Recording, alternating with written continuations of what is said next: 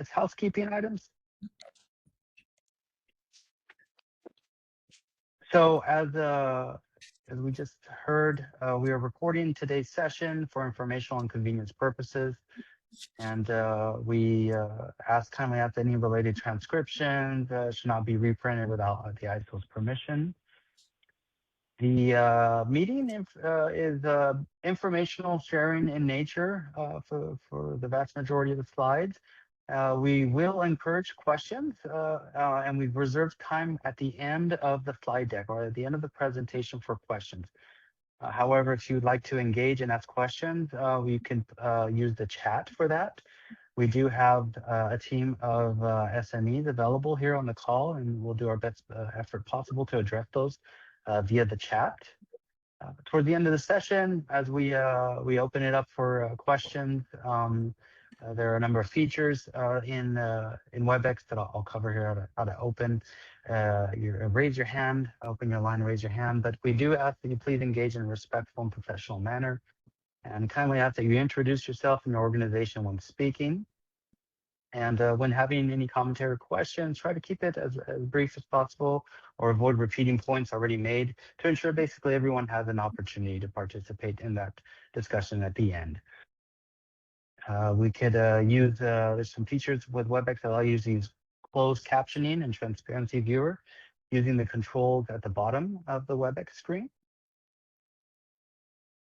And if you're connected through your computer in terms of audio, you can use the call me option to dial directly into your phone or use your laptop for that.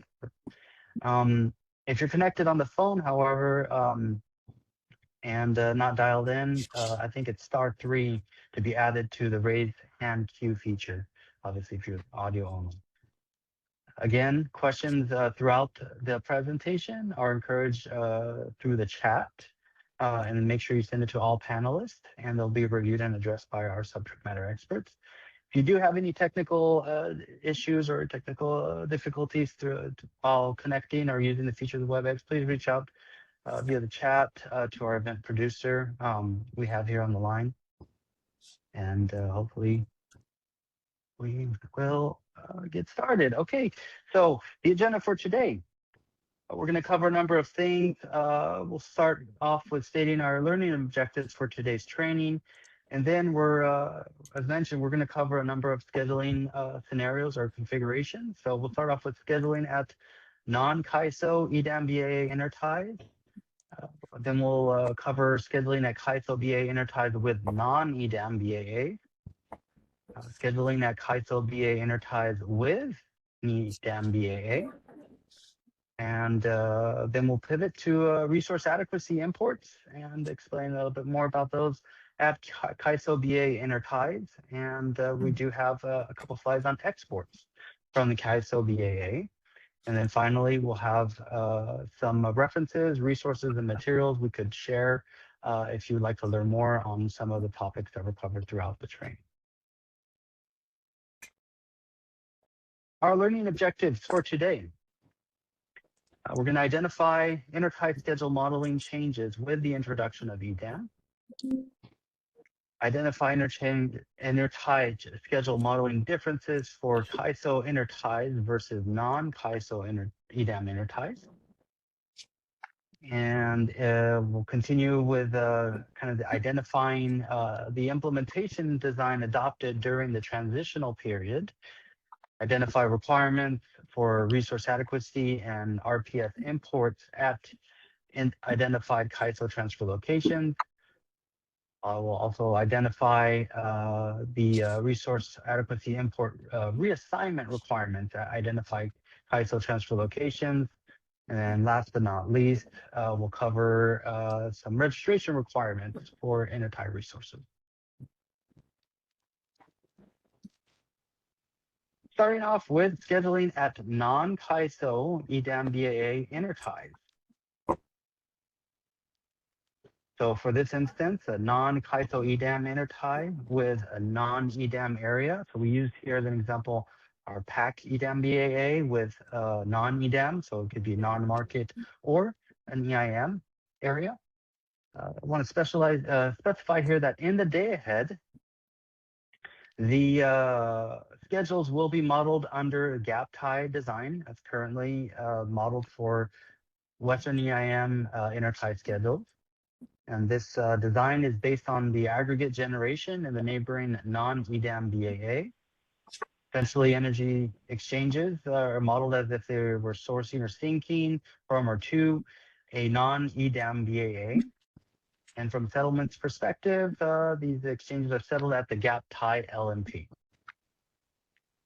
External EDAM intertie resources are to be registered in a master file, and this is what we have represented here in I guess a purple bubble there overlaid. And there's a note we have if the determination of the use of transaction ID for these exchanges would be defined per the EDAM entity's OAT. So I think PAC has a definition or requirements on how to use transaction IDs for these types of exchanges. Again, these are non-EDAM BAA.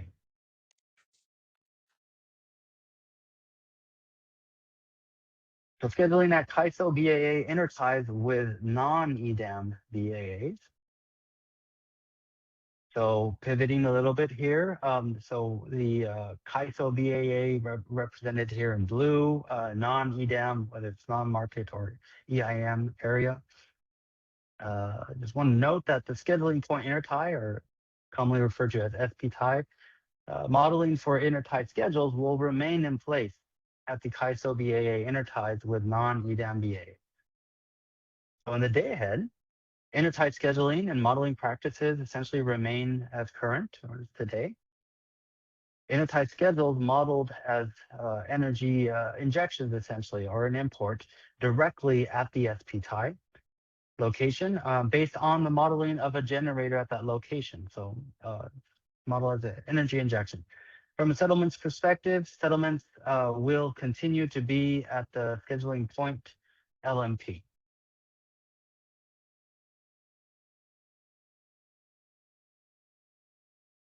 Scheduling at the KISO BAA interties again with non-EDAM areas. This is either a non-market or EAM under this SP tie design.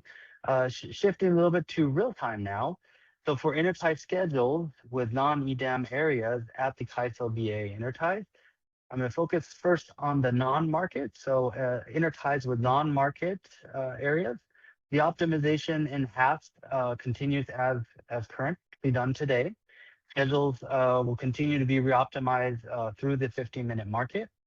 However, at an intertie with an EIM area, the optimization, it will be at the HASP only, where schedules are not re-optimized in the 15-minute market. There's an exception though for dynamics. They continue to be re-optimized in the FMM and RTD at these intertie locations. Again, this is KISO BAA intertie with an EIM area.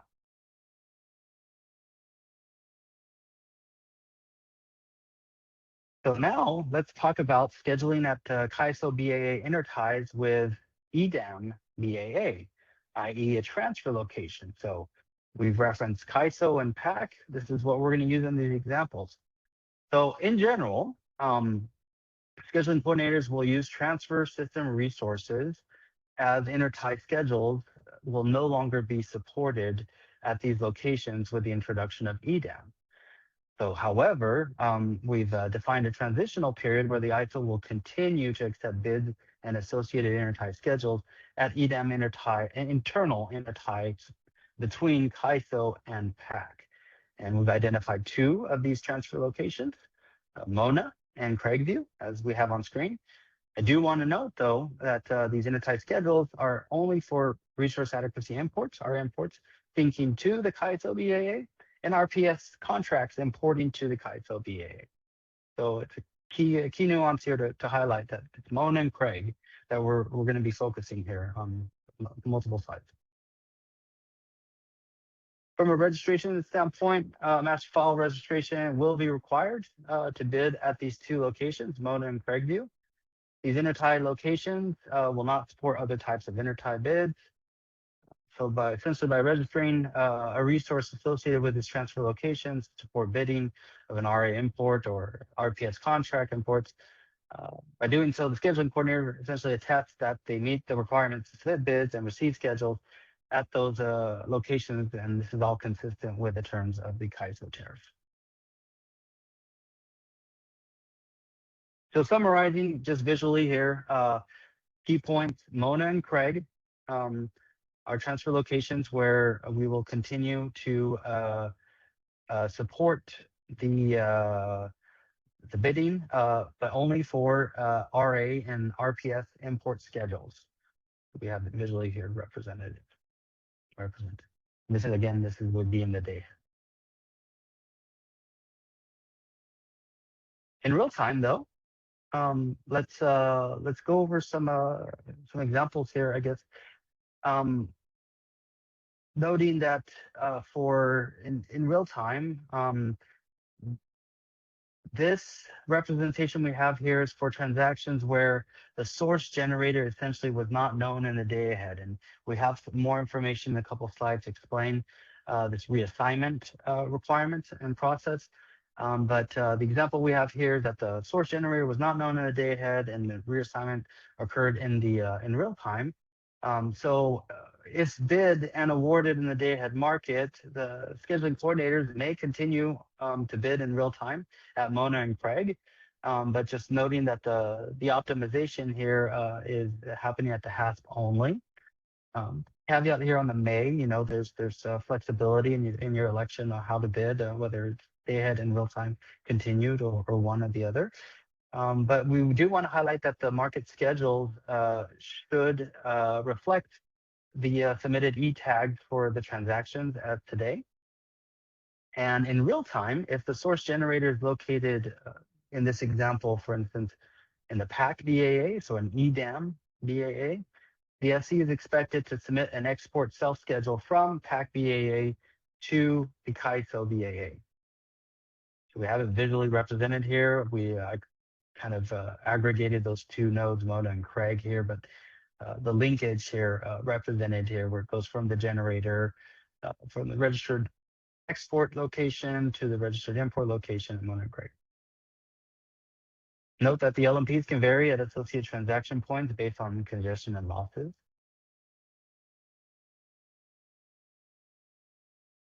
Continuing on with a different example here. This would be where I'm trying to visually represent here a wheel through pack all the way to importing at the CAISO registered imports. Again, Mona and Craig. So if awarded in the day ahead market, the scheduling coordinator may continue to bid again in the real time at Mona and Craig. Reminding again that the optimization is happening at the HASP only. Same information or requirements in terms of market schedules. They should reflect the submitted e-tags for the transactions. And so this is as currently done today. In real time, if the source generator is located outside of or wheeling through the PAC BAA, the FC is expected to submit both an import self-schedule to the PAC BAA and obviously an export self-schedule from the PAC BAA that will import basically at the CAISO BAA. We have it represented here. Same note about LMPs at the bottom on the screen.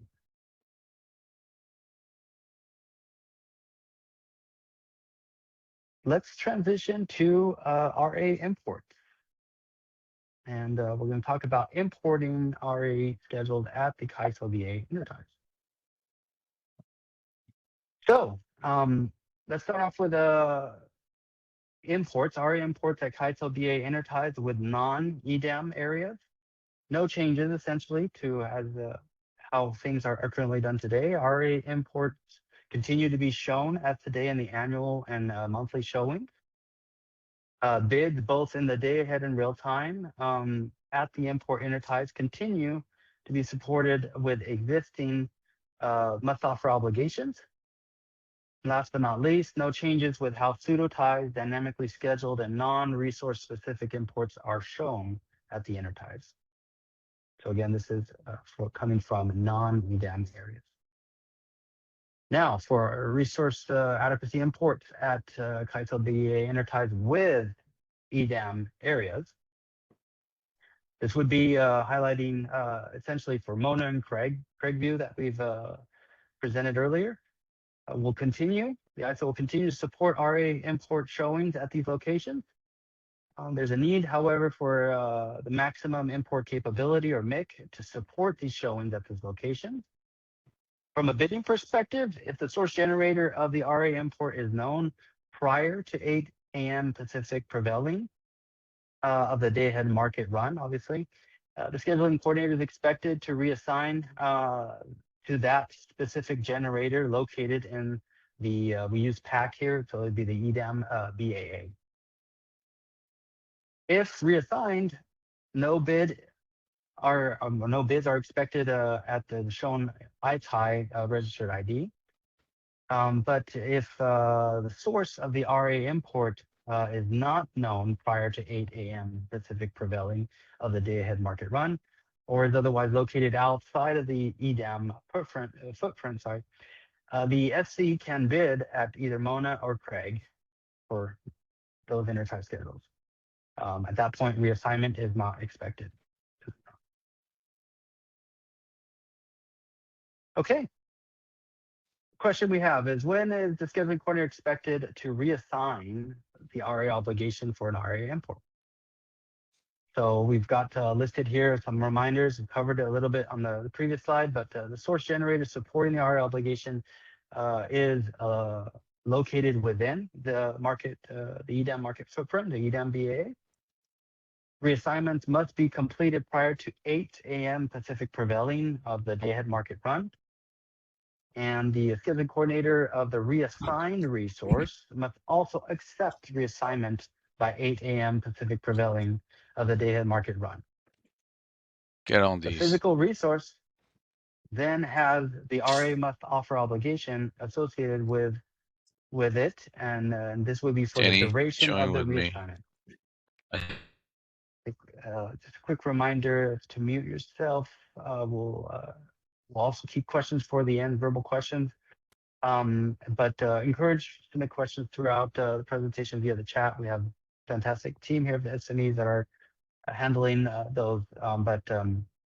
Yes, please remind folks to mute yourselves. And then finally, reassignments are processed and managed in Sierra, our existing tool for resource adequacy. Okay.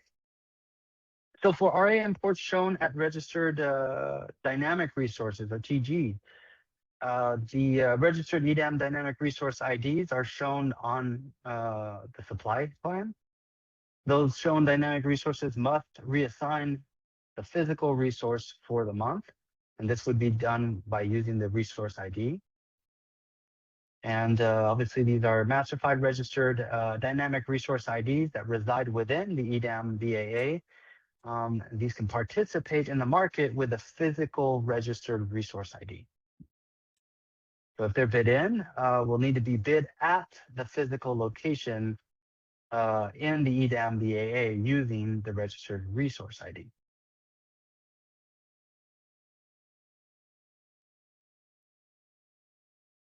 For non-resource specific import interties, or ITIs, we call them here, for ITI schedule. So ITIs with an RA obligation but with no reassignment will have schedules optimized in half. ITIs with an RA obligation but with a reassignment will have a number of things here. So we'll reassign the RA obligation to a physical there's a typo, a physical resource, singular, within the EDAM BAA, or to the import at the EDAM BAA to the CAISO boundary. These our obligations with reassignment will participate in the day-ahead market, and this will be done prior to 8 a.m. Pacific prevailing, and a real-time market at the physical resource sourced, again, in the EDAM BAA.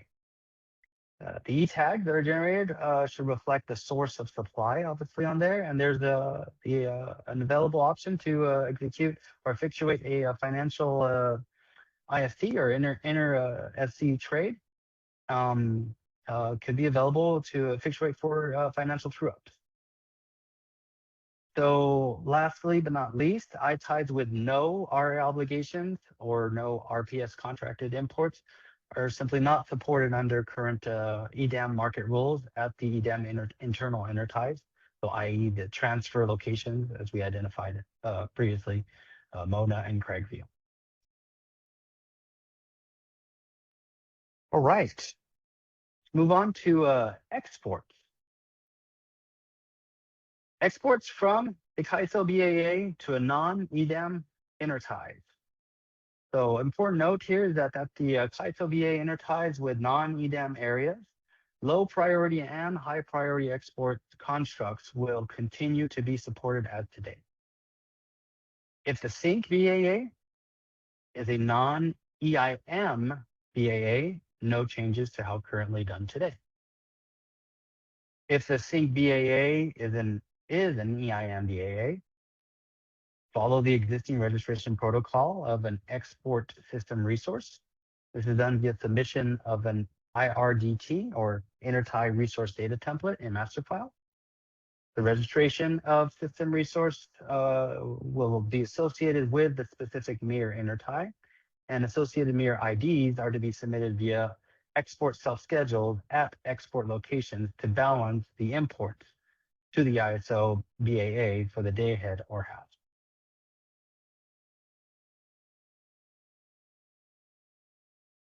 Exports from the ISO BAA to an EDAM intertie. So we covered this a couple slides prior. So this is what we qualify as a transfer location. EDAM internal interties, otherwise, between the ISO and an EDAM BAA are not directly biddable locations for export bids, as these now become essentially transfer locations. So currently we have two with a PAC launching to EDAM, Mona and Craig. Exports of contracted generation to EDAM BAAs will be supported through transfer system resources, and these would be type 1 or type 3 transfer system resources. But we qualify as essentially import or export transfer system resources and essentially have a high market clearing priority. We have other types of transfer system resources, and I will point you to some available resources to learn more about these if you haven't yet. So there's 4 types in total represented here on the slide. But with respect to these type 1 and type 3 transfer system resources, there's no high or low priority exports at transfer location.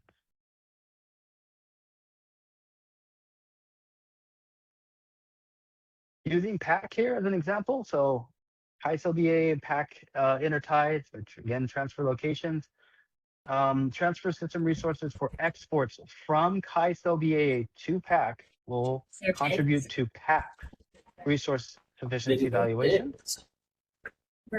And then the opposite, transfer system resources exports from PAC to CAISO BAA will obviously contribute to CAISO's resource sufficiency evaluation. So it's just showing you in both directions the contribution to RSC. If you would like to learn a little bit more about TSRs, or what we refer to as transfer system resources, we delivered a training, I believe, last summer that conveyed quite a bit of information on the different types. There's a YouTube recording of this, and we have our materials on our website. But also, there's an upcoming cyber training in March. Date is still tentative, but should be confirmed here very shortly. We're going to do a kind of a more detailed walkthrough of complex bid submission scenarios. These will include all the types of TSRs, types 1 through 4, transient TSRs, contract reference numbers, etc. So I highly encourage you to register for that training as soon as it's posted and confirmed, but it'll be happening in March. Some other resources to consult. So we did publish not too long ago an FAQ guide call it EDAM FAQ guide, and I believe that the link is being posted in the chat here. But giving you a preview of something that has posted recently, and communication will follow very shortly. We've developed what's called an EDAM resource guide. So the FAQ captures a number of frequently asked questions, and we have detailed answers. But in parallel, we developed a resource guide where basically it's a one-stop shop for many links to different portals, different materials, resources, recording, training. And that one has been posted on our ISO Training Center. And I think a link is also being posted in the chat for that. As always, if you have any questions, we encourage you reaching out to our customer readiness team. The email address here is on screen, customerreadiness@kaiso.com. Quick, I guess, a reminder in terms of available training content. We do have a number of CBTs or computer-based trainings available both on our ISO Training Center, and if you have access to our Western EIM portal, there are more available there. And talking a little bit about upcoming training opportunities. So towards the end of this month, we have continuation of cyber training in terms of cyber fundamentals, tentatively at the end of the month on the 26th, where basically we'll be exploring the core interface, walkthrough, submitting and validating energy and auxiliary service bids, and reviewing results and outputs. As I mentioned earlier, we've got the advanced bid submission validation cyber training happening in March. And then as we get closer to go live on May 1st, we'll do a markets training refresher in April, on April 14th. And then 2 days later, we'll do also a rules of settlements training happening, I believe, on the 16th.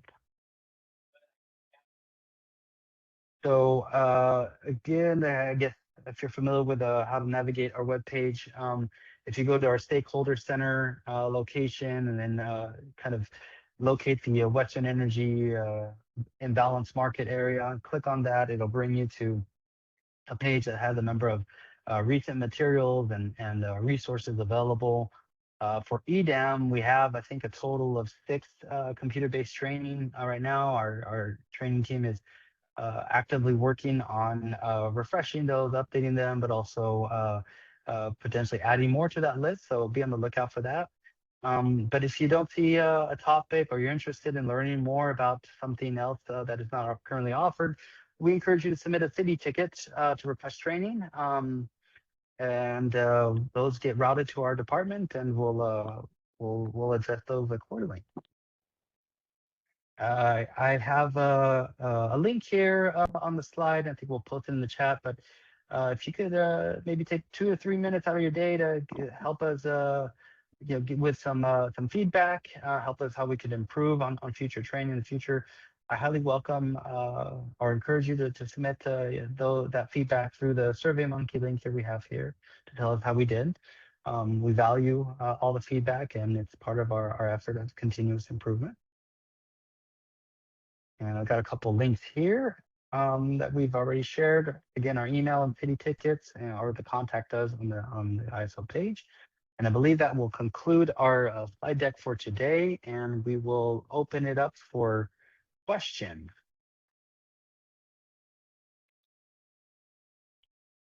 Perfect. Hi, Bo. So I was looking, as a reminder for folks, if you'd like to verbally ask questions during this period, you can use the raised hand icon, and we'll call on you to unmute yourself, and you can ask that question. We'll also read the questions as they come in that haven't been answered in the chat. But I do see, Tong Wu, that you have your hand up if you want to come off mute and ask your question. Yes, my name is Tong Wu from WAPA. I have 2 questions. The first question is, I understand that for the interim implementation, there is no change for import to the California ISO from EIM entity or a non-market entity.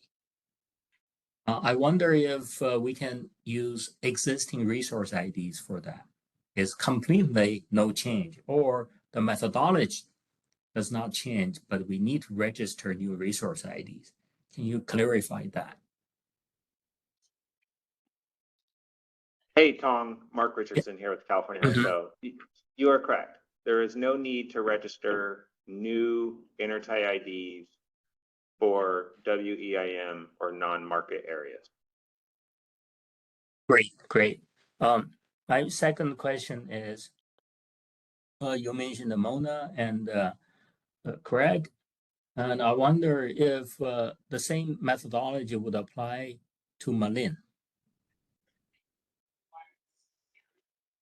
Hey, we appreciate the question regarding Malin. And what we want to do right now is focus on PAX, go live and associated implementation. And then we could cover the Malin piece as Portland goes live and what those ramifications are. But George, I don't know if you wanted to speak at a high level. Yeah, at a high level, intertie bids are supported at Malin like today because it's an intertie with PPA, which is a non-EDAM area. So it's both an internal and an external intertie. So just by the fact that it's an external intertie bids are supported as usual as today. Anyone can bid at Malin 500. Yeah, if we use BPA, if we have a contract with somebody who choose to use BPA transmission, I understand there's no change. But if the supplier choose to use Pacific Corp's transmission, would there be any change? Pacific transmission is first released as a transfer from PAC West to California ISO using Malin 500 intertie. So if there is something that needs to be carved out from that transmission and not being represented in the transfer, so that the participant not in PAC West, but maybe somewhere else, in an EIM or non-EIM PA, can use part of PBW's transmission through BPA to bid at Malin 500, then I don't see any problem with that. As long as the transmission is not subscribed twice, both for the transfer or for some transmission required for the import bid at Malin. Okay. I don't know whether somebody has transmission contract with Pacific Corp. I don't know whether Pacific Corp would give up all the transmissions to the ISO, so there is no transmission for bilateral deals. That I don't know that fact. Today, we do have suppliers who choose to use the Pacific Corp transmission to deliver their power. But if after DAME, nobody is going to have any transmission rights on it other than Pacific Corp, then this issue is moot. But if somebody has some transmission contract, supplier, we don't have transmission from the north, we have transmission south of Malin. If the supplier has transmission in the north and they choose to use Pacific Corp to deliver the power, can we still use resource ID as import resource ID? Do we have to use transfer system resource ID? Depends where the source of the energy is, Tom. If it's a PAC West generator that generates the energy, the simplest and easiest and most straightforward way is for that participant to register a TSR type 1 and exercise the rights.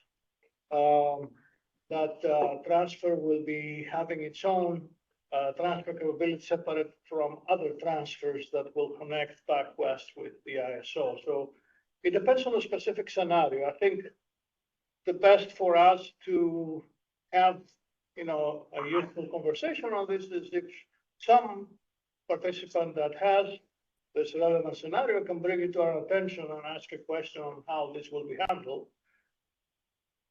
Yeah, let's say the source is not in Pacific Corp area, it's somewhere else. The people just use Pacific Corp transmission as the last leg before Malin.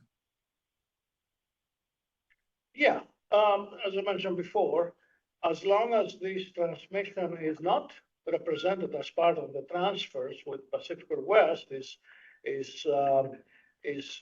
carved out and used separately for the support of that import resource at Malin, I don't see any problem.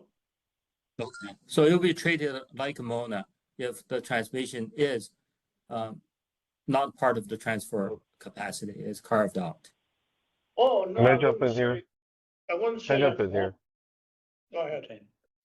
Yeah. So Pacific Corp is releasing 800 megawatts of rights as transfer capacity between PacWest and the ISO. As you're bidding in Tong, if you get a contract which is either sourcing from PacWest or wheeling through PacWest, you are going to want to use the transfers if you have it known ahead of the day ahead market. Again, if you don't have it known ahead of the day ahead market, you would bid in at that scheduling point. And as it becomes known, all of the same provisions will apply as we just outlined for Mona and Craig. It would have to be a self-schedule export, and then it would tie up to your import, and Pacific Corp would have to not include that transmission as transfer. Okay. Okay. All right. Thank you.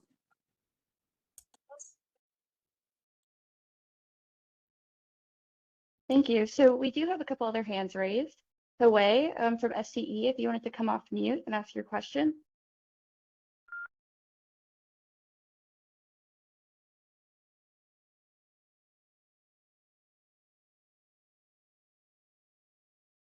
And you might be double muted. I see that you came off mute on the WebEx, but if you're on your phone, you might have to unmute.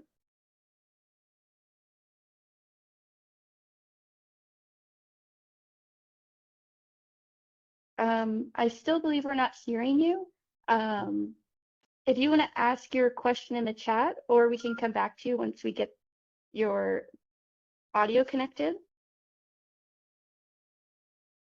So we'll go, and Hui, please, if you get that fixed, we'll go back to you. Joe from CDWR, if you'd like to come off mute and ask your question. Hi, this is Joe Liu from CDWR. Can you hear me?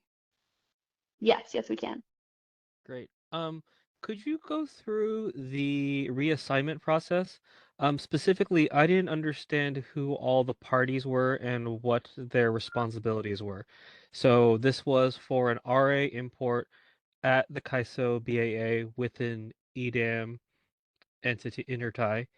So who does the reassignment and what happens if the reassignment doesn't occur? Yeah, appreciate the question. So just to make sure I'm following. So today, the Mona Intertie is shown for supplier X on their supply plan, and they're unable to find reassignment. Am I tracking? Yeah, so I guess okay, so who does the reassignment?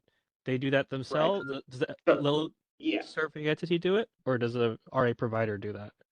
the supplier does that has shown the associated Mona transaction on their supply plan would, if they know the source generator within PAX BA or the EDAM entities BAA, Uh-huh. they would reassign to that source generator before 8 a.m.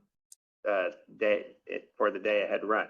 Now, this is very similar as substitutions are treated. We try to follow the same logic there where it's on the supplier to issue that reassignment. If there's no reassignment because the source is unknown, post 8 a.m., the expectation is that it's business as usual for today, where you're simply submitting your offers at Mona like you do today. Okay, thank you. No problem. And hopefully, I just want to make sure, did that help clarify your question? It does, but I think I need to do more reading and I'll submit a follow-up city ticket myself. Yeah, and Joe, by all means, feel free to reach out to my group. Happy to support you. Okay, thank you.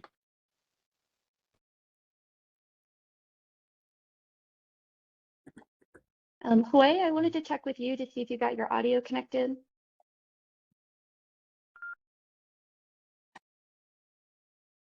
Okay, I think we can't hear it yet, so I'll check in with you after. Kaylee Wells, if you'd like to come off mute and ask your question. Hi, it's Callie Wells with WPTF. Can you hear me okay? Yes. Okay, great.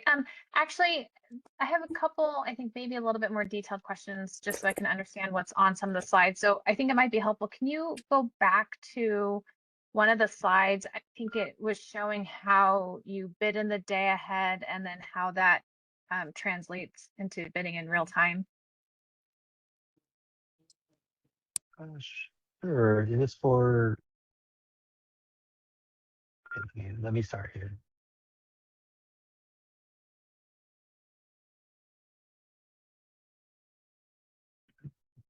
Functionality. Can you see my screen? I got a message that it was frozen. Oh, I was able to see it and then I think it went away.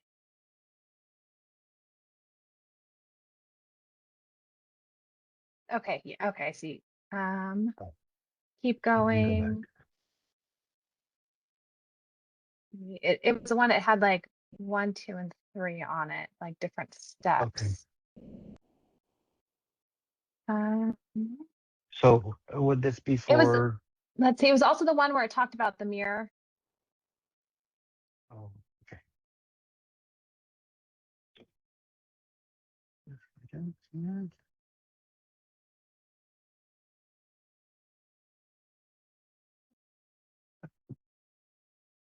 Okay, maybe I'll just, I think, sorry, it's going, the slides are going pretty fast. I can't identify. Callie, Maybe I'll maybe. try and talk to it. Yeah, And and then as you talk to it, we'll find the slide. okay, perfect. Okay, so on one of the slides, you were talking about how you would bid in HASP. You would continue to bid in at the Intertie in HASP. And then it said, though, like in step 3, that you were then actually required to self-schedule in real time. So I have to be missing something there because I was trying to reconcile those two because it's obviously the same bid set that's used in HASP and real time. So I'm not sure if maybe you were talking about 2 different scenarios there, or under which situation they would be required to self-schedule. So I think the slide Callie is referring to is where that one right here. So this is where the source is coming from outside the EDAM BAA pack in this example, importing the pack, willing through pack, and syncing with the ISO, right? So if awarded in day ahead, the SC may continue to bid in real time at Mona and Craig. Optimization is HASP only. So are you referring to the step 3 where we're able to associate where that energy is coming from, which is consistent with the tag? Are you questioning the associated import, export, self-schedule requirement here, Callie? Nope, I think your detail right there was what I was missing, that at this point in time by step 3, they know the source of the energy and it's outside, and then they know it has to go through pack. I think I was missing that detail. Okay. And so that's helpful. And then my other question is on one of your guys' slides, you talk about the mirror, submitting the mirror bid. And I thought during some of the meetings late last year when we were going through this whole policy process, we got rid of the auto mirror functionality. So is there another type of mirror that is still in the market? And what we talked about in December is another type of mirror? Yeah, and maybe you could go to it's in the export. That one right there, yeah. There we go. Yeah. George, did you want to speak to this? Yeah, so we will be using the manual mirror functionality that exists today. So any intertie schedule with an EDAM BAA from or to an EIM BAA will have to be mirrored in the EIM BAA after the day ahead market. And there is a specific mirror system resource set up for that purpose for its EIM BAA, for which the entity will submit a base schedule in real time to perform the mirroring manually. They're in control of the base schedule. So we won't be using auto mirroring, except in very unique situations that we have with contractual agreements with participants in EIMBAAs. Okay, so this is the manual mirror. It's the auto mirror, the functionality that existing we one, talked yeah. Yeah, about. it's not auto Okay. mirror, it's manual mirror, yeah. This is the manual. The mirroring on this is referring to the manual process. Okay, thank you. That was all I had. Thank you. Perfect. So we can move on to Mohan. If you wanted to come off mute and ask your question.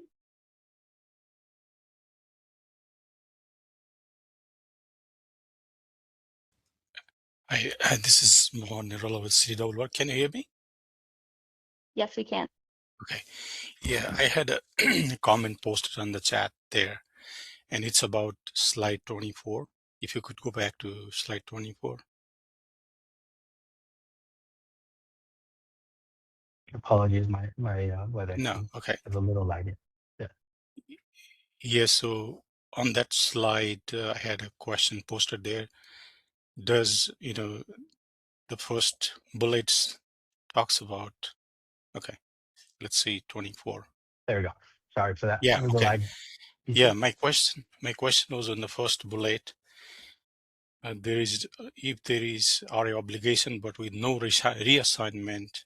So my question was, in what case there will be no reassignment? And I think the answer from Mark is if there is no generator, physical generator is known within the EDAM footprint by 8 a.m.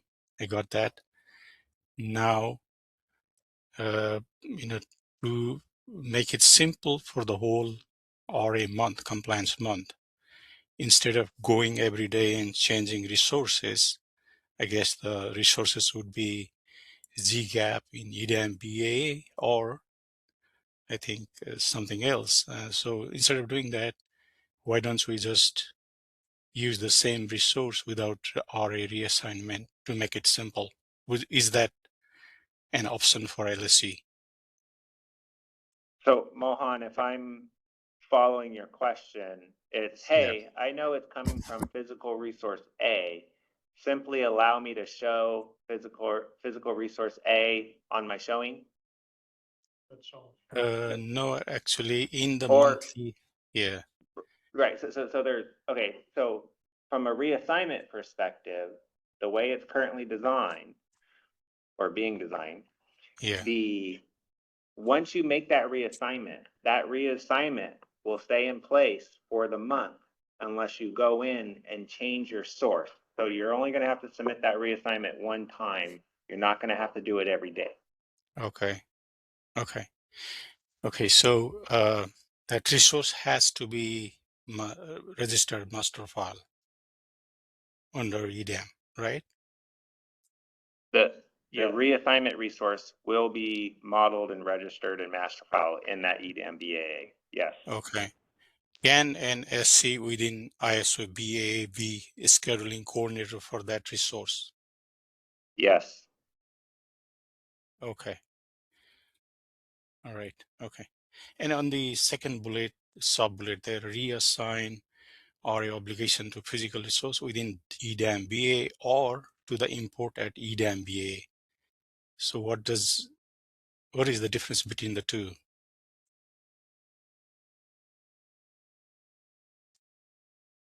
So the main difference between the two, Mohan, is one is a physical generator within the EDAM BAA. The other one is an import at the boundary of the EDAM BAA that is in essence wheeling through and syncing to the ISO. Oh, So it okay. goes back to that previous discussions. When you Okay. do the reassignment, either one of these resources will take on the RA obligation. Okay. Got it. Okay. Thank you. I appreciate it. Thanks. Thank you for your question. So if we go on, I see Capon, you have a question from Transatlanta. If you wanted to come off mute and ask your question. Thanks so much. Yes, this is Captain from TransAlta Energy. Just had a quick question. This is on regarding slide 26.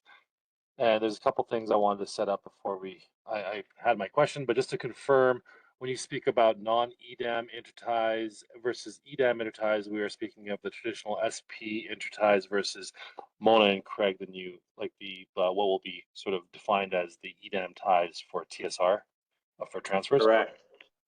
Okay, and then when speaking specifically on slide 26 here, we're talking about exports out of California on the SP ties, and it says here that if the sync BAA is an EIM BAA, then do we follow the current methodologies, or will we have to go in and create a new intertie resource data template in the master file? No change to current methodology. No new need for registration of a new export ID. Okay, yeah, that's what I was hearing, but then this little bullet point made me kind of question that. All right, thank you so much. Thank you for your question. I see, Wei, you've raised your hand again. If you wanted to come off mute to ask your question. Hello, can you hear me now? Yes, we can. Okay, great. Finally works. I have several questions on the gap tie modeling between the non-CAISO EDAM BA and the non-EDAM BA. The first question is about for a gap tie constraint between those two BAs, is this tie modeled as a transmission constraint or a source sink injection withdrawal constraint in the EDAM SCOC problem? Yeah, hello. So the gap tie has two different sets of constraints that restrict the schedule. One is the set of physical constraints, the power flow constraints, where the schedule is distributed to the gap, right? To the supply resources that constitute the gap based on the distribution factors. And those have an impact on binding transmission constraints. All right, so there is an effect from the physical congestion. And then the other effect comes from the scheduling limit on the specific intertie. So you have a combination of congestion contributions, physical through the gap and schedule through the tie. Okay?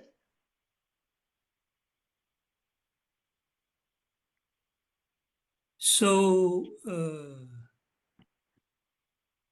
for the physical, because EDAM only model the EDAM BA's constraint, transmission constraint, it will not model the non-EDAM BA's transmission constraint, right?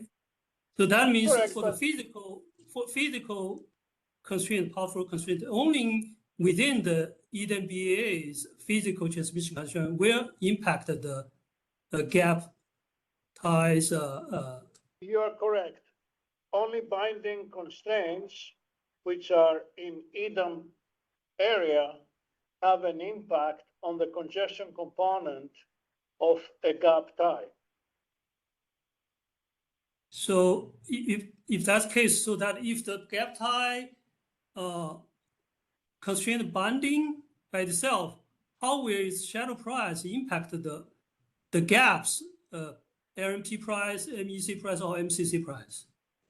It's the same way that an aggregate shift factor for an aggregate resource is affected by physical congestion on a transmission line.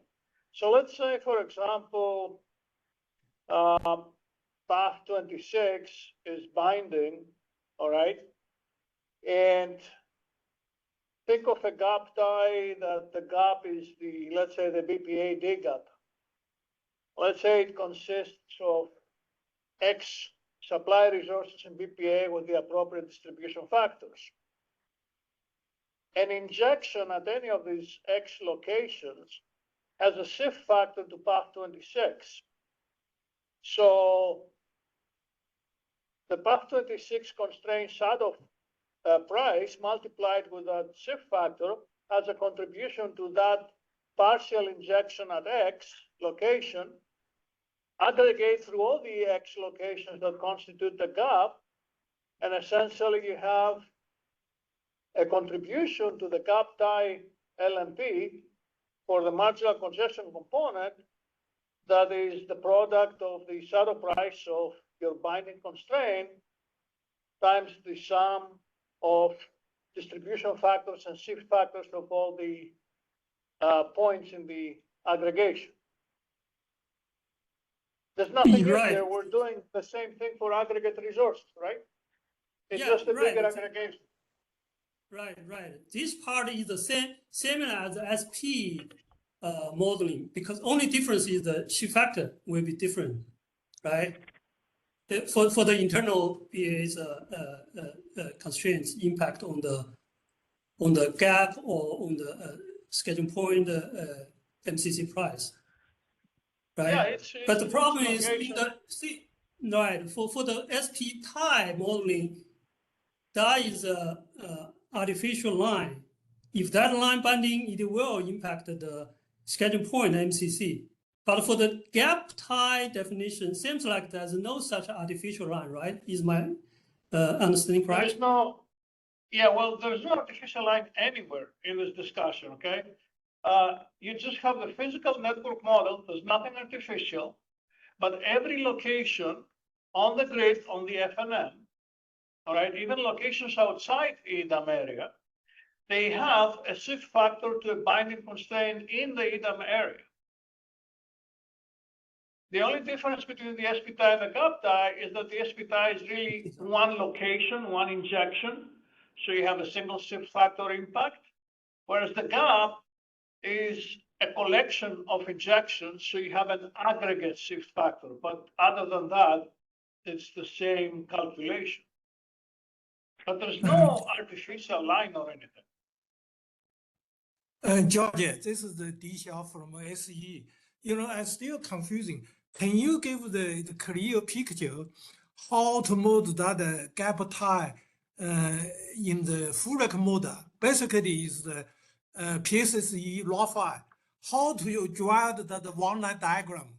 For the SP tie, it's very clear. You have the artificial line, one bus in the causal BAA, another bus in schedule point in non-EDAM Okay, BAA. I think you're But then- confusing something. That there doesn't need to be a specific physical transmission line that connects your scheduling point. Of course, Yeah, there because are the entire network, right? So it doesn't matter. There's nothing artificial. There is anywhere at any point in the grid where you have an injection, you have a schedule or a schedule contribution. That location has a shift factor with a binding constraint. And it doesn't matter what's in between. That shift factor really reflects what is in between. But I think you're hanging up on the issue that, the SP has one transmission line that is the intertie, whereas the gap really doesn't have one transmission line, has the whole intervening network. It doesn't matter. That fact is reflected in the calculation of the shift factor. The shift factor really calculates all the electrical connectivity on the grid between your injection point and your transmission line where the constraint is. Yeah. You don't need to think of a specific line that connects the two. That's what I'm trying to say. Yeah. Yeah, I'm sorry. For example, we have to use that PSSE raw file input to our production simulation tool. If there is artificial line or physical line, the software cannot calculate the shift factor. Shift factor have the base and the topology, right? Injection withdrawn through that line, then you have a shift factor. So my question is, if you don't have that whatever the line and fiction line mode in the network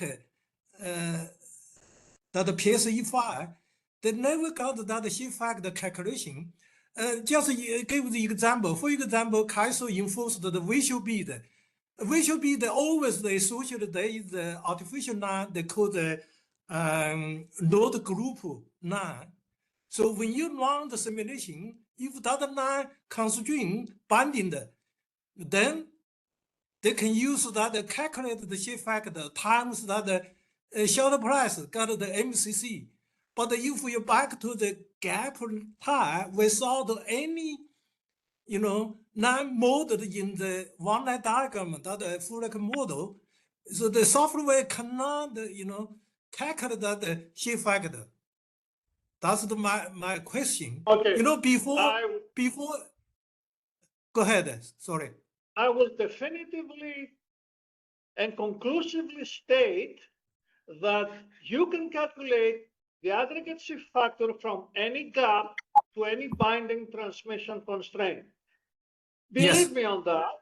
I mean, I can give you a formulation in math to show you how, and it's not different from the way we calculate the contribution of an aggregate resource.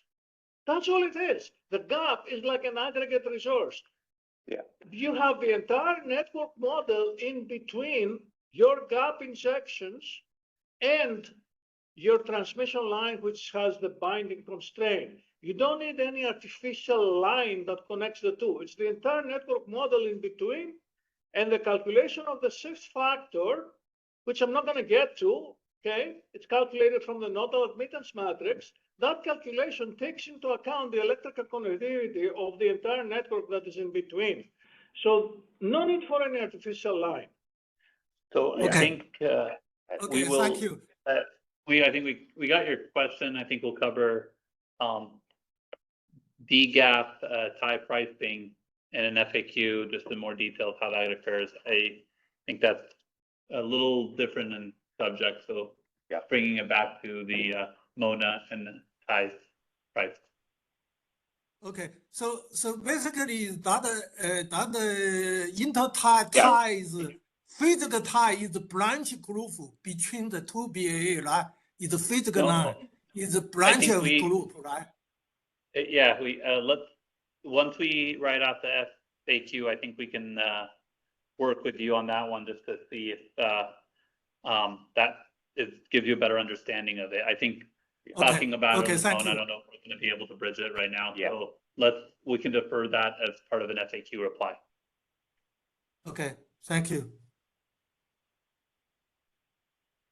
Thank you. So we can go on to our next raised hand. I see Brian, you have your hand raised. If you wanted to come off mute and ask your question. Sure, I had a question back on the slide, the wheel through to MONA.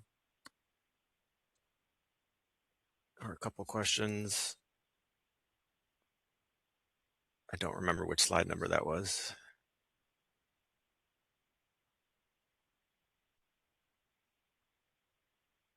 That looks right.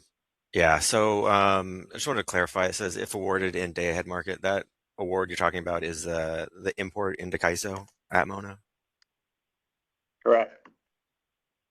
And then it looks like it describes the wheel through bids as being in real time. Do those have to be in real time, or if you know that you're coming from outside of PAC beforehand, could you schedule all three of those in day ahead?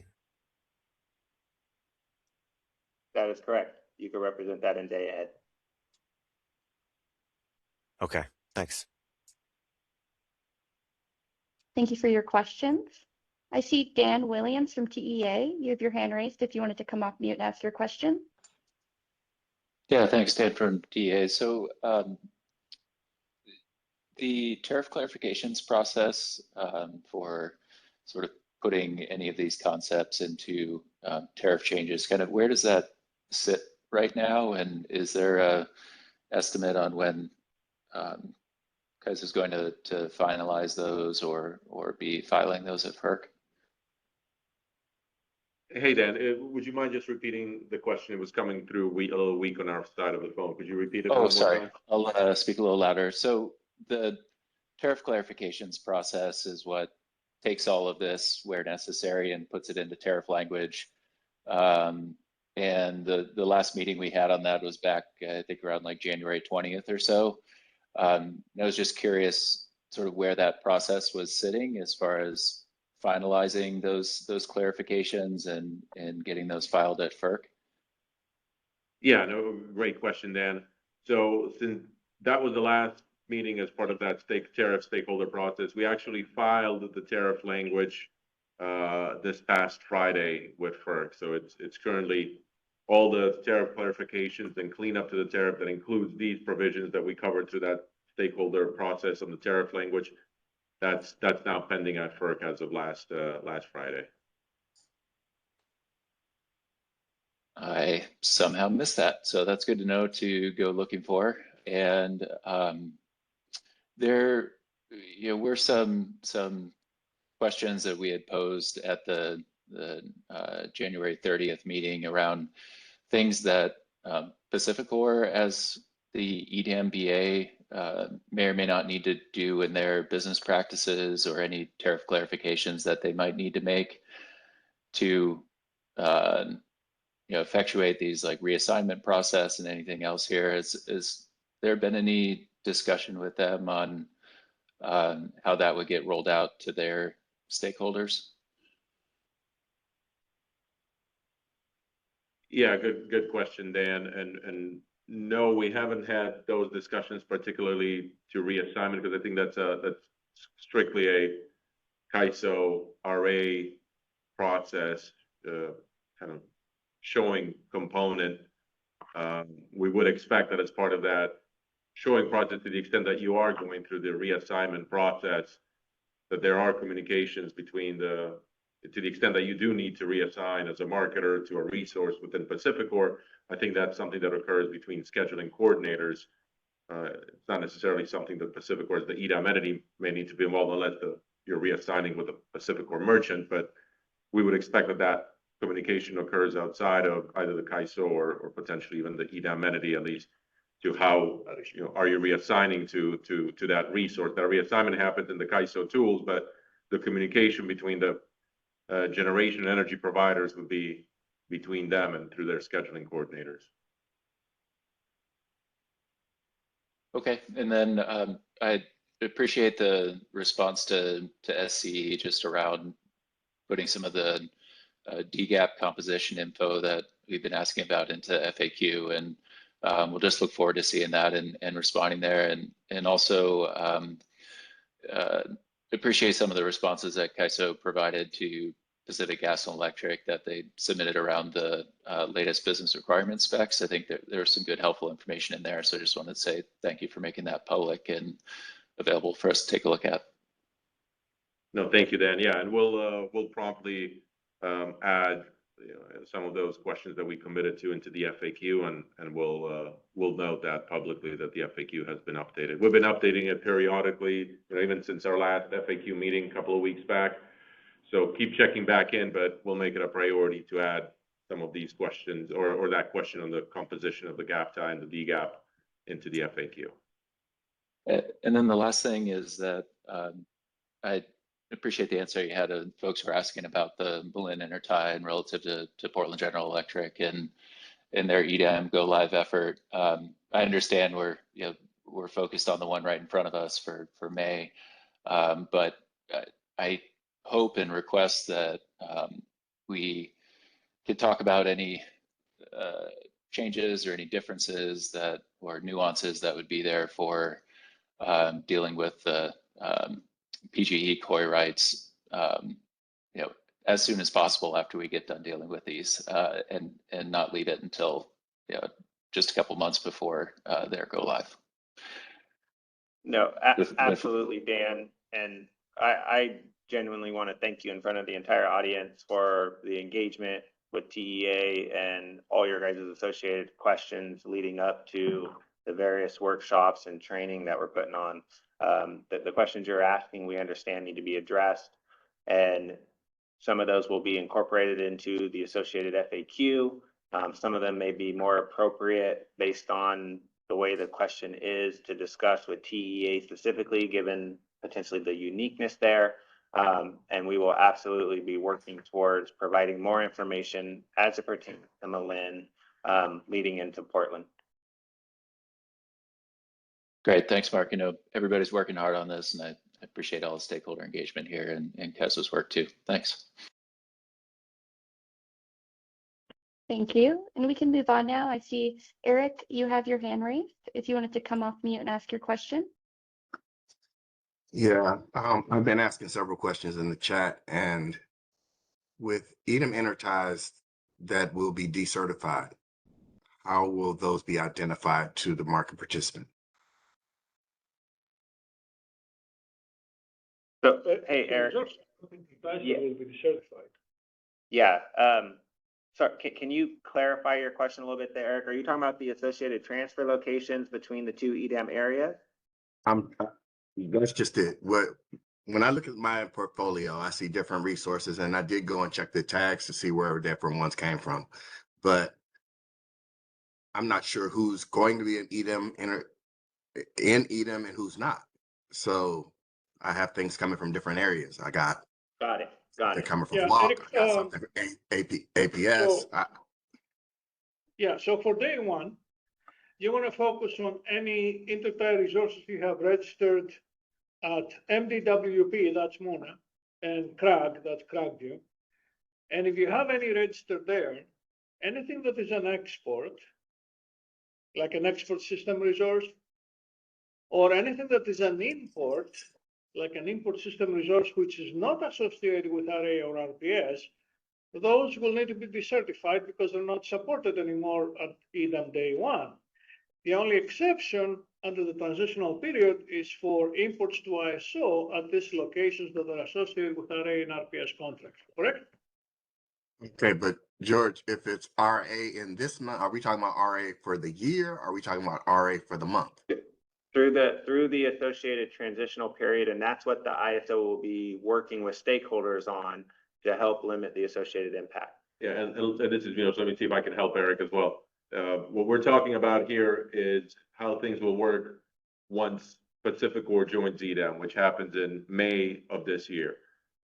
Then later in the fall is when Portland General joins, and then next year in the fall, there's a number of other entities.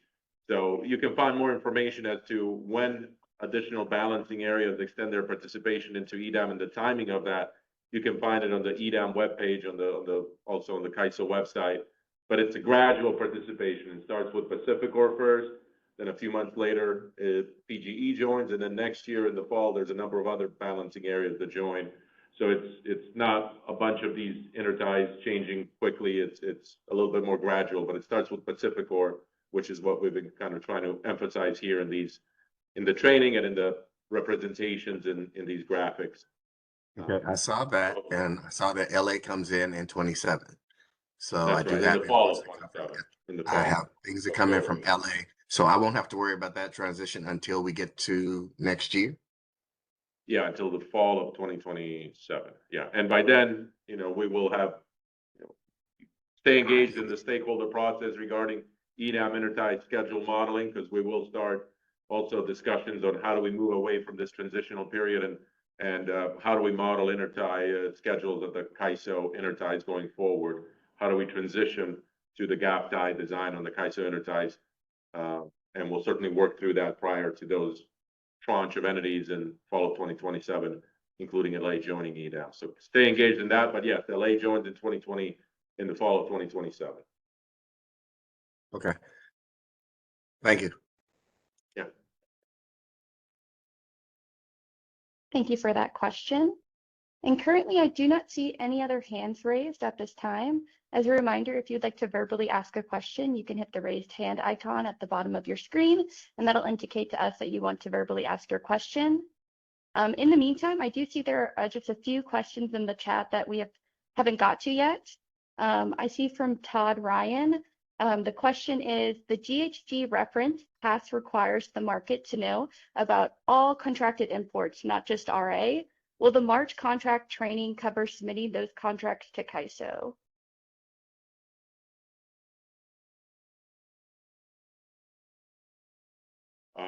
I think that's more of a question, Dottie, that I think we can look into internally, because I think the question is more, will the training incorporate how this is done, how these contracts are identified for GHG tracking purposes as well. But I think we can, if it's not already within the training, I think we can work with the training team to look at incorporate aspects of that within the upcoming training.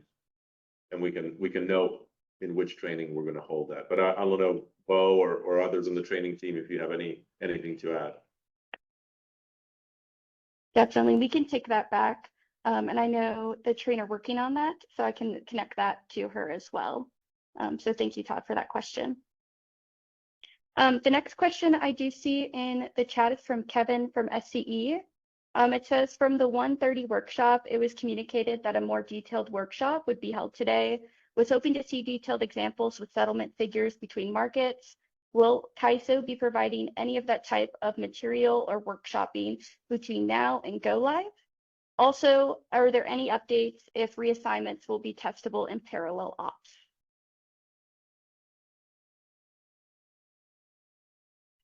Yeah, this is Milos with the CAISO. We were envisioning that this was kind of the conclusion to that type of a training on more general training on how intertie scheduling will work once EDAM launches. I think to the extent that there are very detailed scenarios and examples that are particular to you and your transactions, I think working with Mark and the customer service team would certainly be open and support any outreach and a walkthrough of any of those scenarios. We just wanted to ensure that the training today spoke to a broader audience, that it recognized the general implementation concepts. And then again, if there are lingering questions as to how things will work to your specific situation and complexity of your scenarios, we encourage you to reach out to our stakeholder, your account manager, or client rep, and we'd be happy to get together with you. We can, I think, as we approach EDAM and we continue to produce trainings, I think we can consider including some additional and more specific scenarios, but we wanted to make sure that today's discussion and the previous workshop spoke to the wider audience. And again, we're open to you reaching out to us with specific examples, and we'll be happy to walk through it with you. Thank you. And I do see we did just have a hand raised from Chen Yu. If you wanted to come off mute and ask your question. Yeah, good afternoon. This is Chen Yu from PG&E, Pacific Gas and Electric. So Milos, just to tag on Kevin from SCE's question, we actually under the same impression when this training was announced. We think it is going to come with the settlement examples as well, knowing there will be 1 or 2 new charge codes that will be published. The config file will be shared. I don't know, it's this month or next. And we think this training will illustrate how that being settled as well. And then also for the question about the reassignment, whether testable in parallel apps, I think that will be our question as well. No, great question. Let me start with the second question first, which is whether the reassignment functionality will be testable in market simulation during the parallel ops period. And I think the answer to that is yes. I think we're still working on the exact schedule on when that will happen, but stay tuned to the bi-weekly market simulation calls that are continuing to go on even during the parallel ops period. We will announce when that functionality will become available for testing. We recognize that's an important aspect, that's a new aspect here within Sierra, and so we want to make sure that there's an ability to test, and that's the plan. On the first question, I think if we have James Lynn, maybe you can speak to the question of, or maybe validate whether you envision that through this process of EDAM Intertie schedule modeling, whether you're envisioning additional settlement charge codes or different settlement charge codes that would necessitate additional walkthrough from a settlement perspective as to how that's effectuated for these intertie schedules. Thank you, Milos.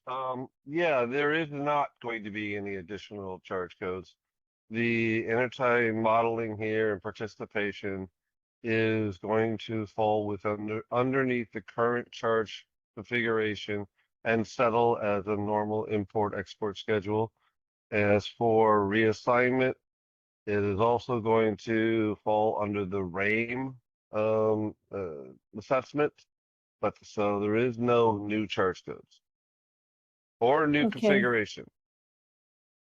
Okay, so I thought I follow every single meeting. That's what I take away from. This is a few meetings ago about. And also, it could be I confused with the EDAM CRA, right? We know the EDAM CRA. This is a big portion of. I understand it's big portion of the D scope, and this become the EDAM CRA phase 1. It's target to go live May 1, And I'm pretty sure we heard loud and clear there will be 2 new charge codes that will be published. So unless I misunderstood the whole thing. Thank you.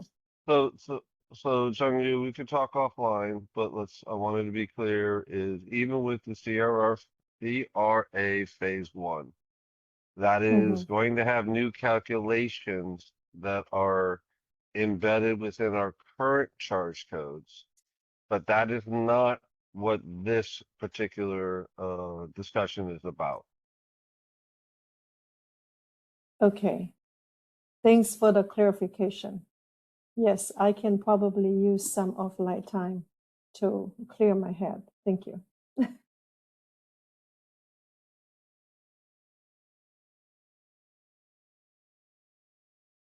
Hi, everyone. This is Rochelle Weltsius. I just wanted to pop up. I noticed there were some questions about additional training.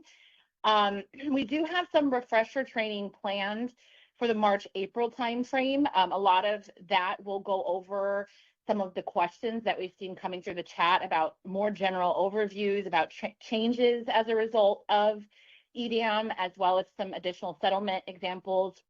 Chun-Yu, I'll take back your feedback and suggestion about including those examples in that refresher as well. I also want to mention, as Nilesh mentioned, if you have specific questions, those are best addressed through a city ticket. That being said, if you are looking for additional training on specific topics outside of what is presented today or that we already have available, we'd love for you to go ahead and submit that request also through a city ticket so that can get routed to our team for assessment. We can reach out to you, provide what we already have available, and assess whether or not we want to put together an additional training session. So that is also an option for everyone on the call.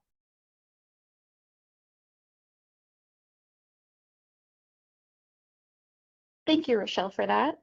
And I do currently see no other hands raised at this time. I believe there was one more question in the chat from Aaron. It says, is there a consistent naming logic resource IDs follow? For example, can you specify what fields on the E tag we can reference for the following resource ID? And it's pacw_bpat_bpat.pacw. So on the E tag, the miscellaneous info field has some information, but I think what is actually being asked is, and we'll post the link in the chat here before we conclude today's call. There is a naming convention as it pertains to ties that get registered. That document is out on our website, and I'll post the link to that, and it actually walks through in very good detail what each segment of that registered resource ID means and what specific value that's pertaining to. So let me post that in the chat now. Thank you, Mark. And I'll check real quick again to see if we have any other hands raised at this time. Currently, I do not see any, and we'll have you post that link in the chat. But I'll pass it over to you, Bo, as we have no other questions at this time. Thanks, Adi, and thanks for the team of SMEs here for all the questions. Again, I'll kind of piggyback on what we provided. If you do want further training or request more assistance on detailed scenarios or topics that are not readily available or covered, encourage a city ticket, and we'll communicate accordingly with that. But I do want to thank everyone who joined today. Great attendance, great conversations, great questions, and we'll see you very shortly on the upcoming training. Have a good rest of your day, everyone.